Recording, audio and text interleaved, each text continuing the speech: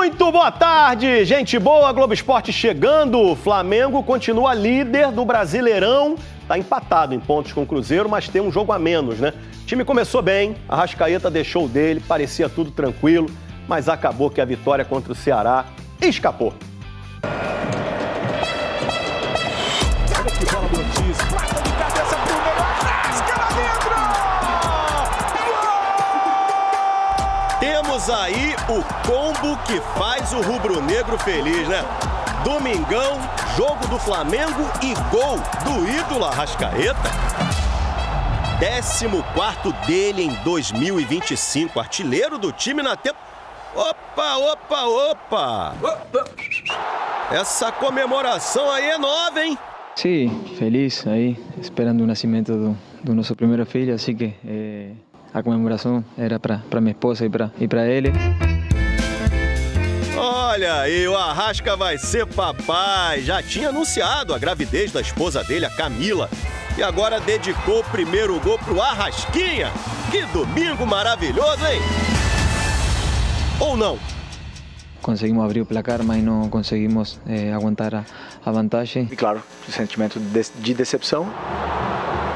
O Flamengo começou mandando no jogo contra o Ceará. Plata botou Bruno Ferreira para trabalhar. E o Bruno Henrique Cruzou pra trás e mandou Bruno Henrique! Ô, Bruno Henrique, que canelada, hein? Mas vamos combinar que o gramado do Castelão também não ajuda, né? A bola foi toda pererecando. Sempre é difícil jogar nesse campo aqui. Difícil, mas traz boas lembranças. De bicicleta! Foi lá que o Arrascaeta meteu aquela bicicleta linda contra o Ceará. Mas lá se iam 6 anos, né? E nada do craque fazer mais um no Castelão. Ele tentou nessa cobrança de falta, a bola subiu demais. Até que aos 36 minutos, passe de Léo Ortiz que abriu os caminhos, bolão do Plata. E aí ficou fácil pro Arrasca. Mengão na frente, filhote homenageado, tudo perfeito. Mas o segundo tempo foi esquisito. A trave voltou, Pedro Raul, pegou o Rossi! Lucas Mugni acertou a trave. É aquele mesmo que passou pelo Flamengo. E aos 21 minutos o próprio Mugni cruzou. Lá dentro! Gol! Na cabeça do Pedro Raul. O Rossi ficou lá no meio do caminho, ó. A zaga ficou indecisa, o Ceará empatou. Se foi o Rossi, se foi o Léo, se foi outro jogador, não me interessa. Eu, como treinador, jamais apontaria o dedo e diria que foi falha desse ou foi falha do outro. O Felipe botou os reforços para jogar, mas o Flamengo não conseguiu fazer grandes coisas, não. Só essa bicicleta aí que o Saúl tentou nos acréscimos. Você já pensou, hein? Pois é, mas ficou só no pensamento mesmo. 1-1, agora a liderança do Flamengo é pelo saldo de gols. Mas está com um jogo a menos que o Cruzeiro. Quarta, já tem jogo decisivo contra o Atlético Mineiro. Esse pela Copa do Brasil. Ou ganha ou tá fora. O objetivo é disputar todos os títulos, né? De brigar para ser campeão do Campeonato Brasileiro, de ter um elenco qualificado para chegar também na Libertadores e na Copa do Brasil. Eu, particularmente, quero ganhar todos os jogos que venham pela frente. O Flamengo é um caso desse que eu estou falando, mas o Felipe Luiz falou, não reclamo, viu, Mário? Ele pode não reclamar. Ele poderia reclamar, eu estou dizendo. Então, ele pode reclamar ou não reclamar. Ele reclamando ou não reclamando, a gente pode dizer que o calendário é puxado. Sim. E que o Flamengo tem sofrido muito nos últimos anos com esse calendário. Porque do Flamengo se espera, repito sempre, a vitória aliada ao bom desempenho. Perfeito. O time é cobrado por isso e esse preço tem sido muito alto. O Flamengo normalmente cai de produção a partir do mês de setembro. Setembro, outubro são meses muito difíceis para o Flamengo. Vamos ver se agora, com esses reforços que chegaram, eles conseguem equilibrar um pouco a questão física e dar o gás que o Flamengo precisa. E ainda assim, né? Porque fica a expectativa do torcedor e no imaginário ali coletivo de que a janela é absurda, os reforços são de um nível altíssimo e a apresentação já tem que ser imediata. Ele já tem que entrar e corresponder e fazer valer o valor que pagaram, o status que chegou. E nem sempre, ou quase nunca é assim, a resposta vir de uma forma imediata.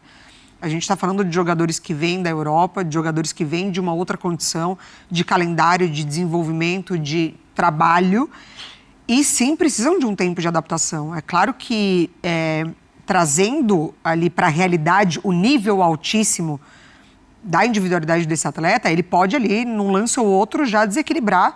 O Samuel Lino entra no jogo passado, num segundo tempo, e já mostra um valor absurdo. Ontem mostra esse mesmo valor, mas não o suficiente para, por exemplo, garantir ou participar diretamente de uma possível vitória do Flamengo. Então, ainda tem isso.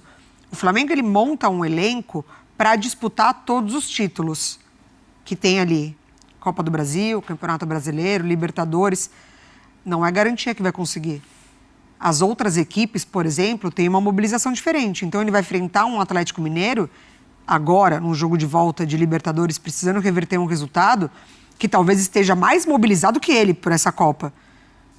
Mas ele pode conquistar o Campeonato Brasileiro, nos pontos corridos, que é a prioridade dele. Ele pode cair na Libertadores, porque ele vai encontrar um outro adversário que na Libertadores vai estar dando a vida. Então, assim, eu acho que alinhar a expectativa do que o calendário oferece, do tempo que o jogador precisa de adaptação, do que o adversário também impõe de dificuldades, eu acho que tem tudo isso, assim.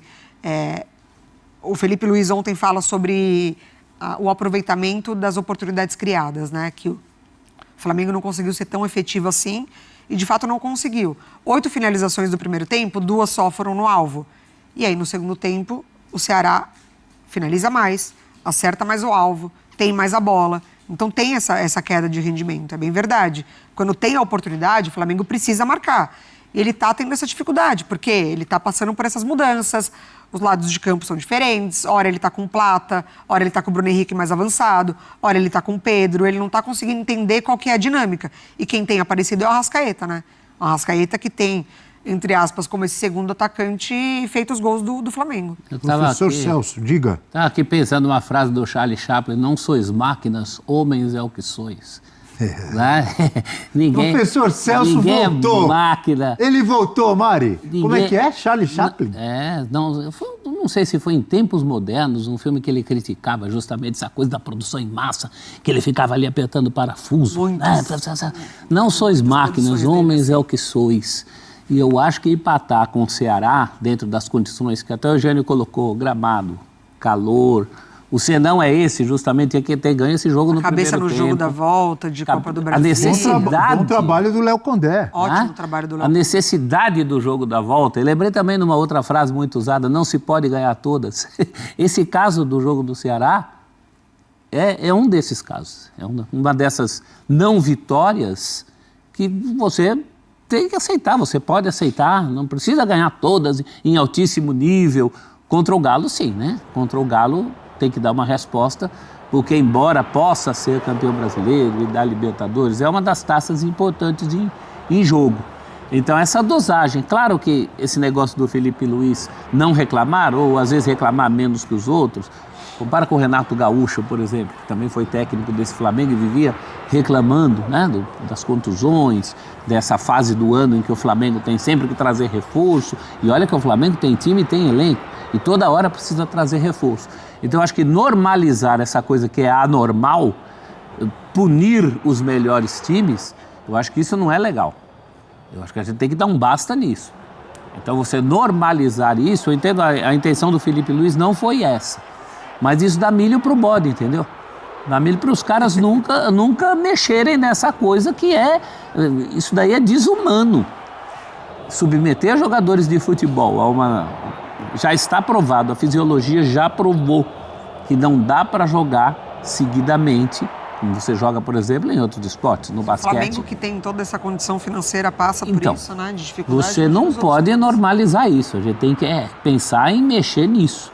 Mas na coletiva, depois de um jogo que não ganhou, num contexto de estar grato pelo time, pelo elenco que ele tem, eu até entendo. Mas isso não é normal não, gente. O futebol precisa parar para pensar, e parar para pensar muito sério. Porque isso, além do dano físico para os jogadores, isso estraga o espetáculo. essa história de time alternativo em outras competições, isso desvaloriza competições. Isso, ao contrário do que se pensa, também é jogar dinheiro fora. O futebol tem que parar para pensar seriamente nisso. Queria ouvir vocês sobre o Rossi no gol ali do Vozão, porque ele é um grande goleiro, já ajudou o Flamengo várias vezes, mas nessa ele foi mal, não foi não, professor? Foi mal. Foi mal, e eu digo isso por conhecimento de causa, que eu também errava assim. Ah, é? Porque já ouvi muita gente falando, e concordo, pô, goleiro brasileiro, tradicionalmente, salvo exceções, mas sai mal do gol, e a gente tem uma escola, uma atualidade de goleiros muito bons, espalhados pelo mundo. Mas dessa ele foi bem. E, enfim, mas o Rossi não é brasileiro e também saiu mal nessa. Houve um tempo, você sabe... Não é só brasileiro não que sai mal do gol. Você sabe que o falecido técnico Oswaldo Brandão... Uma dúvida, né? Foi e ficou no meio do caminho. Quando você perguntava para o Brandão a diferença do goleiro argentino e do brasileiro, o Brandão dizia que a diferença é que numa bola cruzada na área, o argentino gritava, deixa que é minha, e o brasileiro gritava, vai que é tua. Então, nesse caso aí, ele é argentino. Tá vendo? O Rossi aí, ó. O Rossi aí, e foi, não vai que é tua, né? Saiu mal sim. Mas eu acho que ele tem crédito, né? E é um crédito recente, hein? E é um crédito recente. Mas o Pedro Raul falou que tinha estudado o Rossi. Falou. Nação rubro-negra, do jeito que tá, não dá pra ficar. O Felipe Luiz tem que fazer uma mudança na postura, no estilo de jogo. Felipe Luiz preza, né? Primeiro é o modelo de jogo dele para depois pensar na equipe. É uma vergonha. Não tem como um elenco desse, igual o Flamengo tem, não tem como o Flamengo empatar com o erro grosseiro do Rossi, sabe? No jogo passado foi o erro do Léo Pereira. Agora é o goleiro, é o erro do Rossi. Na última linha ali, né? Onde o adversário é letal. O Flamengo tem agora um jogo mata-mata contra o Galo. Poupou pra quê? Pra jogar essa partida aí meia boca contra o Ceará. Então, assim, não tá nos planos da diretoria do Flamengo ser eliminado agora na Copa do Brasil.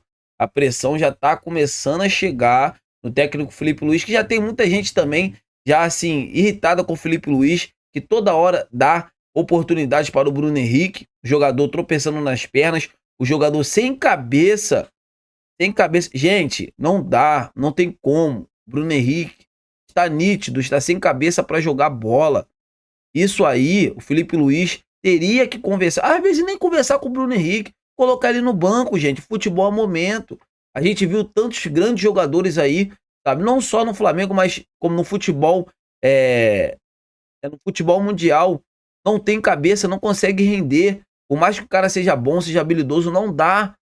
Não dá. O Bruno Henrique é um grande ídolo para a torcida do Flamengo. O cara ganhou muitos títulos, né? Mas o cara tá sem cabeça. O cara pode ser preso a qualquer momento. Por que não dá oportunidades ao Juninho? Sabe? Por que não muda o estilo de jogo? Tem que fazer alguma coisa pro Flamengo ser um time letal. O Flamengo não faz mais gols. O Flamengo faz um, no máximo 2. Então isso é uma vergonha. Um time que a gente via, Jorge Jesus prezava gols, o Flamengo fazia 2, 3, 4. Toda hora tava na cara do gol do adversário, e isso tem que mudar. Nesse time do Flamengo, do técnico Felipe Luiz, é um Flamengo arame liso. Só toca pro lado, toca pro outro. Isso tem que acabar. Isso tem que acabar. Tem muitas coisas erradas. Agora só cabe o José Boto chegar no Felipe Luiz e falar: vem cá, meu amigo, o que tá acontecendo? Tá dando tantas oportunidades para jogadores que não merecem, jogadores que estão no banco pedindo passagem, você não dá oportunidade. Isso é uma vergonha. Tem que rever esses erros. Essa que é a verdade. Senão vai ficar um clima insustentável. Esse é meu ponto de vista. Eu quero saber a opinião de todos vocês. Falar agora sobre mercado da bola. O Flamengo está tentando acelerar, né, na contratação do atacante Lucas Beltrán. O John Textor do Botafogo também está de olho agora. Começou a sondar, né, a situação do jogador. Então o Flamengo tem que correr o mais rápido possível para tentar, né, agilizar e sacramentar essa negociação. Por isso que eu sempre peço para vocês, se inscrevam no canal, amigas e amigos, para que vocês venham ficar por dentro de tudo que está acontecendo no nosso clube de regatas do Flamengo, nosso amor. Eu tô indo nessa, fiquem com Deus e até a próxima!